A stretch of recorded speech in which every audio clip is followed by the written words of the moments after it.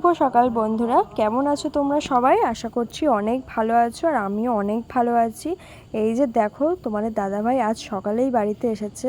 তো এখন পয়লা বৈশাখে যে ড্রেসগুলো কেনা হয়েছিল সেগুলোই দেখাশোনা চলছে আর কি। বুঝতে পারছে না কোনটা পরবে। তো এখন বাজে সকাল 9:30 আর তোমাদের দাদাভাই সকালে চা জলখাবার খেয়ে ও এখন গেল বাজারে। আর আমি এই যে সবকিছু গোছাচ্ছি। আজ ভোর 3:30টার সময় ও বাড়িতে এসেছে। সকাল থেকে তো অনেক কিছুই কাচাকুচি করে নিয়েছি, এখনো অনেক কিছু বাকি আছে।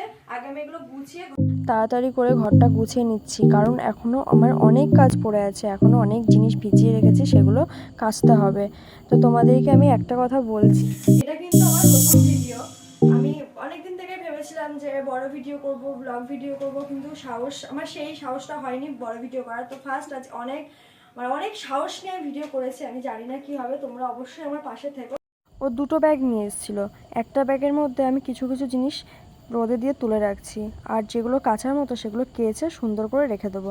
আর আমি কি বলছি জানো, আমি এটাই বলছি যে ব্যাগটা এখন থাকলো 2 মাসের জন্য তোলা, তার আগে আমি একদমই নামাবো না।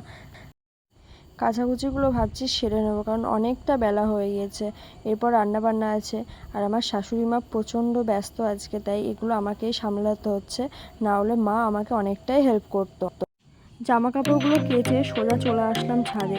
আর জামা কাপড়গুলো মেলতে গিয়ে আমার পাটা যেন মনে হচ্ছে পুড়ে যাচ্ছে, এত রোদের তাপ সে আর বলার কথা না।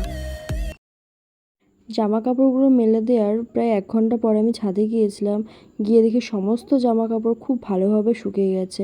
আমি তুলে নিয়ে আসলাম। সত্যি দেখো, তোমাদের সাথে কথা বলতে বলতে আমি কত কাজ সেরে ফেললাম, কিন্তু তোমাদের দাদাভাইয়ের কোনো খবর নেই, জানি না কখন আসবে। ও বাড়ি ফিরলো তখন বাজে প্রায় 12টা। আমিও না খেয়েছিলাম ওর জন্য, কারণ ও না খেলে আমিও খেতে পারছিলাম না। তার জন্য দেখো আমাকে একটু বকাবকি করছে, তুমি কেন খাওনি। আমি এইভাবেই কথা বলতে বলতে আমাদের অনেকটা লেট হয়ে গেল। তারপর পুরো স্নান করে দুজনে রেডি হয়ে গেছি। আর তোমাদের দাদাভাইয়ের নাচটা একবার দেখো, কারণ আজ আমাদের একটা নিমন্ত্রণ আছে আর আমরা সেখানেই যাব।